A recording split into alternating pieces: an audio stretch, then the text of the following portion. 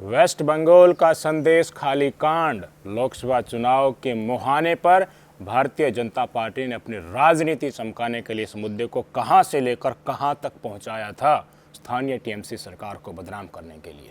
अब इसकी पोल पट्टी खुलकर स्पष्ट तौर पर सामने आ गई है। क्या हुआ है?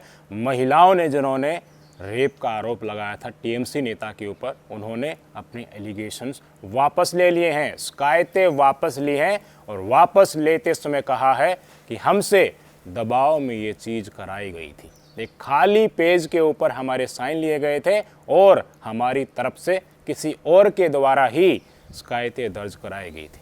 भाई साहब, जब ये कांड सामने आया था तो पूरे नेशनल मीडिया में बड़ी बड़ी हेडलाइंस के साथ और विस्तृत चर्चाओं में प्राइम टाइम भी इसी मुद्दे पर कई दिनों तक लगातार चला था। क्यों? क्योंकि टीएमसी सरकार को बदनाम करना था। लोकसभा चुनाव आ रहे हैं, महिला अस्मिता के साथ वहाँ पर टीएमसी के नेता खिलवाड़ कर रहे हैं। इस प्रोपेगेंडा के तहत लोकसभा चुनाव में ज़्यादा वोट बटोरनी थी भारतीय जनता पार्टी को।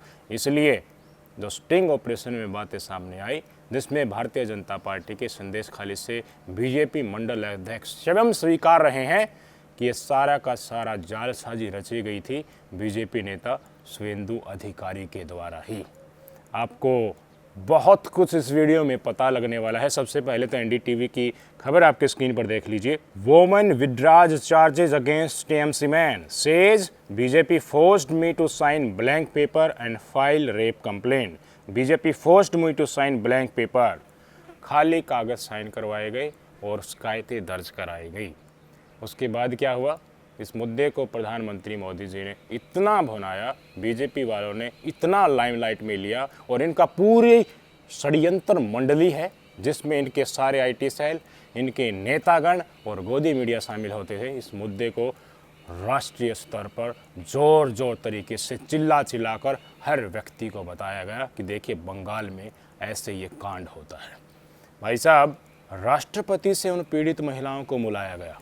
राष्ट्रपति से मुलाकात होते ही तुरंत गाड़ी में बैठाकर उन पीड़ित तथा कथित पीड़ित महिलाओं को रूबिका लियाकत के सामने बैठाया गया। रूबिका लियाकत के दफ्तर से निकलते ही दूसरे एंकर्स बाहर खड़े होते थे अन्य चैनल में ले जाने के लिए, उनका इंटरव्यू करने के लिए। रूबिका लियाकत भरे गल से, भरे हुए मन से और उनके प्रति सांत्वना दिखाते हुए कह रही थी कि देखिए बंगाल में महिलाओं को किस तरह की वस्तु समझा जाता है, किस तरह से उनकी इज्जत आबरू के साथ खिलवाड़ किया जा रहा है। लेकिन अब जो खबर बताने वाला हूँ उसको जानकर आप ही चौंक जाएंगे। आपकी स्क्रीन पर देख लीजिए।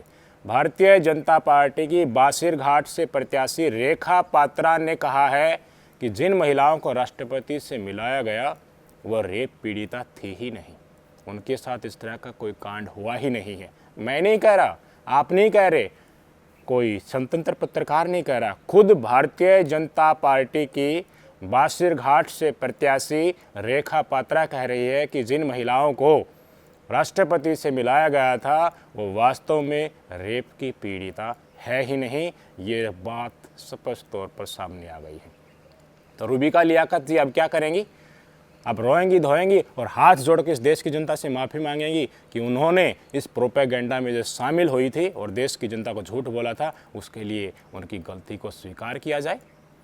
भाई साहब, इन्हीं रेखा पात्रा जी का आज जो ज़मीर जागा होगा, महिलाओं ने कह दिया होगा कि हम पोल पट्टी खोलेंगे और तुम्हें भी फंसाएंगे, तो अपने आप को साफ करने के लिए इनके ये बयान निकलकर सामने आ रहे हैं। इन्हीं रेखा पात्रा को प्रधानमंत्री मोदी जी ने शक्ति स्वरूपा की संधि दी थी कि आप शक्ति स्वरूपा है। आपने इस एजिटेशन को, इस आंदोलन को संदेश खाली के लीड किया है और इस मुद्दे को सबके सामने लाया है और बाद में भारतीय जनता पार्टी ने इसको लपक लिया तो पूरा राष्ट्र में इसको चीख कर इनका गोदी मीडिया सबको बताने के लिए, टीएमसी को बदनाम करने के लिए तो था ही। शर्म आनी चाहिए। उस स्टिंग ऑपरेशन का हिस्सा एक बार फिर से दिखाना चाहूँगा, जहां संदेश खाली के बीजेपी सभा अध्यक्ष, बीजेपी मंडल अध्यक्ष स्वयं स्वीकार रहे हैं कि ये सारा काम रचा रचाया बीजेपी नेता शुभेंदु अधिकारी के द्वारा था। ऐसा कोई कांड, रेप वगैरह हुआ ही नहीं था। आपकी स्क्रीन पर वीडियो। কি লেভেলের কাজ করেছে? রেপ হয় নাই, তাকে রেপে কনভার্ট করে দিয়েছে। বেরোসি কিভাবে করতে এটা বলেন দেখি। না, আমাদের নির্দেশ ছিল, শুভেন্দু হেল্প করেছে। যারা এত বড় রিস্ক নিয়ে একটা কাজ করে কেবলমাত্র কারণ আমাদের এটাকে দেওয়া হয়েছিল, কখনো প্রার্থী হয়নি, ওকে দেওয়া হয়েছিল এবং ও বলেছিল আমার হাতে একজন আছে, তাও দেওয়া হয়েছিল। अब शुभेंदु अधिकारी की ये पोल पट्टी खुलने के बाद जब वो वोट मांगने के लिए अपने नेताओं के प्रचार करने के लिए मैदान में जा रहे हैं तो महिलाएं इनका ज़बरदस्त विरोध कर रही हैं। लोगों को समझ में आ गया है कि ये अपनी वोट बैंक की राजनीति के लिए महिलाओं की इज्जत, आबरू, अस्मिता से भी खेल सकते हैं, किसी भी हद तक जा सकते हैं ये अपनी कुर्सी को बचाने के लिए। महिलाएं इनका विरोध कर रही हैं कि क्यों तूने महिलाओं की आबरू के साथ ऐसा झूठा परपंच रच के अपनी राजनीति चमकाना चाहे। तो उन महिलाओं को ये शुभेंदु अधिकारी सुअर का बच्चा कह के संबोधित कर रहा है। वीडियो सोशल मीडिया पर तैयार रही है, मैं चाहता हूं कि आप सुन लीजिए। एक तरफ महिला बोल रही है, इनकी पोल पट्टी खोल रही है, इनसे जवाब मांग रही है और ये भागते भागते उनको सुअर का बच्चा ये कहकर वहां से निकल जाता है। आपके सामने तस्वीर है। হ্যাঁ মহিলার অপমান, সুয়ারের বাচ্চা। হ্যাঁ মহিলার অপমান, সুয়ারের বাচ্চা। ये है भारतीय जनता पार्टी का नारी सम्मान, ये है वहाँ के स्थानीय बीजेपी नेताओं का असल चाल चरित्र चेहरा। भाई साहब, पहले तो महिला को बदनाम करने की कोशिश, उसके बाद बंगाल को बदनाम करने की कोशिश और इस देश की एकमात्र महिला मुख्यमंत्री को बदनाम करके अपनी राजनीतिक रोटियां सेकने के लिए महिलाओं की आबरू के साथ इस तरह का खिलवाड़।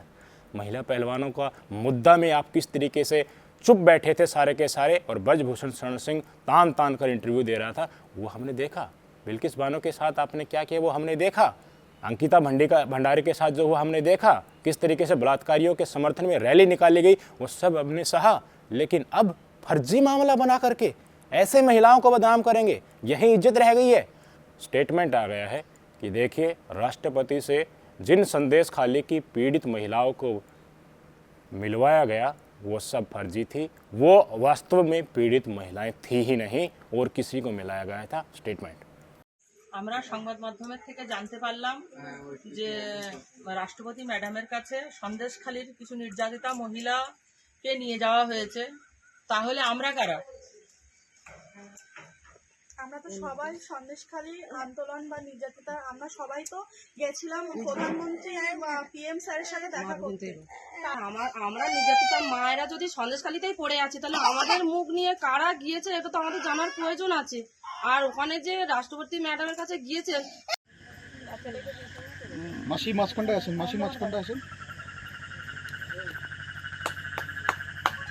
ये मामला पूरा पैसे देकर या दबाव में भारतीय जनता पार्टी के द्वारा रचा हुआ लग रहा है, क्योंकि जिस तरीके से महिलाएं अब अपना केस वापस ले रही हैं, जिन्होंने फर्जी तरीके से षड्यंत्र में जो महिलाएं शामिल हुई थी उन्हें अब लग रहा है कि सीबीआई इंक्वायरी होगी तो तुम्हारे ऊपर भी एक्शन हो सकता है और तुम्हें भी जेल में डाला जा सकता है। तो जो पैसे लिए हैं या दबाव में जो काम किया है उससे काम चलना नहीं है, जेल की हवाई खानी पड़ सकती है। तो भाई साहब, अब महिलाओं ने स्पष्ट तौर पर कह दिया है कि हमें डेथ थ्रेट दी जा रही है, जान से मारने की धमकी भाजपाई नेताओं के द्वारा दी जा रही है और पैसे मांगे जा रहे हैं, एक्सटॉर्शन मांगे जा रहे हैं। पहले दिए होंगे षड्यंत्र रचने के लिए, अब उनको वापस मांग रहे हैं। महिलाओं ने मीडिया में स्टेटमेंट देना शुरू कर दिया है। कंप्लेंट वापस तो ली, अब खुलकर ये बता रहे हैं कि देखिए बीजेपी के ये नेता हैं और इस तरीके से जान से मारने की भी और पैसा ठगने की भी धमकी दे रहे हैं। स्टेटमेंट आपके सामने। অভিযোগ করার পর ওই সাদা কাগজ হাতে দিল, সাদা কাগজে ব্ল্যাঙ্ক কাগজ দিল, ব্ল্যাঙ্ক কাগজে সই করতে হবে। ওই সই করে দিয়ে চলে গেলাম বাড়িতে।